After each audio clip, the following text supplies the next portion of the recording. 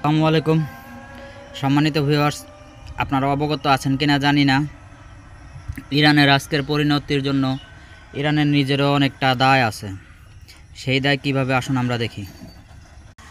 আমাদের চিটাগাং বন্দরের মতো ইরানেরও কিছু বন্দর আছে, নদী বন্দর আছে। সেসব নৌবন্দর পরিচালনার জন্য ইরান ভারতীয় কিছু কোম্পানির কাছে বন্দর ভাড়া দিয়েছে। এই ভাড়া দেওয়া বন্দর বিভিন্ন পর্যায়ক্রমে ভারতীয়রা লিজ নিয়েছে। আর এই ভারতের লিজ করা বন্দর দিয়েই ইসরায়েলি সৈন্যরা ইরানে প্রবেশ করে বিভিন্ন জায়গায় গোপনে অবস্থান করেছিল ভারতের ইসরায়েলের মোসাদ বাহিনী। এখন ভেবে দেখেন, আমাদের নুনুস কাকাও সেই একই ঘোষণা দিয়ে রেখেছে। আমাদের জাতীয় স্বার্থকে জলাঞ্জলি দিয়ে, জাতীয় নিরাপত্তাকে জলাঞ্জলি দিয়ে তিনি ব্যবসায়িক স্বার্থ খুঁজছেন। ইরানও তেমন ব্যবসায়িক স্বার্থ খুঁজতে গিয়ে এই আজকের এই পরিণতি। ব্যবসায় যদি সব হতো তাহলে বিশ্বব্যাপী এত ধ্বংসযজ্ঞ, এত যুদ্ধ, এত হানাহানি চলতো না। জাতীয় নিরাপত্তা বলেও একটা ব্যাপার স্যাপার আছে। যে জাতি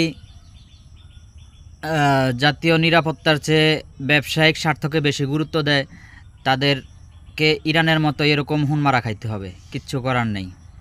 তো সর্বোপরি নুনুস কাকাকে বলবো, আপনি হয়তো আমেরিকায় চলে যাবেন বা বিশ্বের বিভিন্ন দেশে আপনার ব্যবসা প্রতিষ্ঠান আছে, আপনি বাংলাদেশ ছাড়াও চলতে পারবেন, কিন্তু বাঙালি জাতিকে এমন আন্তর্জাতিক নিরাপত্তা ঝুঁকিতে ফেলে যাবেন না। এই জাতি যদি একবার কোনো বহির্বিশ্বের শক্তি দ্বারা ধ্বংসপ্রাপ্ত হয় তাহলে আর ঘুরে দাঁড়ানোর সক্ষমতা থাকবে না। নির্ঘাত এই বঙ্গে, এই একটি স্বাধীন বাংলাদেশে একটি দুর্ভিক্ষ লেগে যাবে। তাই আপনার কাছে অনুরোধ রইল, আপনি আপনার প্রতিষ্ঠানকে অনেক দিয়েছেন, বিগত 10 মাসে অনেক কিছু দিয়েছেন, এবং আপনার যেই 600 কোটি না জানি 6000 কোটি টাকা আপনার বকেয়া ছিল ট্যাক্স বিভাগে, সেগুলো মওকুফ করেছেন।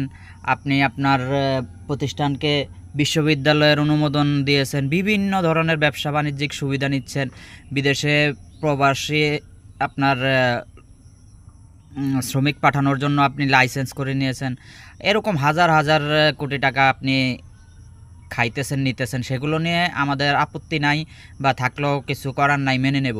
কিন্তু জাতীয় স্বার্থ জলাঞ্জলি দিয়ে এই যে বাংলাদেশের বন্দরকে আপনি বিদেশি প্রভুদের হাতে তুলে দিবেন, এটা কিন্তু জাতি মেনে নেবে না। মনে রাখবেন, আপনি যদি দেশের ক্ষতি করেন, দেশও আপনার হুটকি মেরে দেবে যে কোনো ভাবে। তো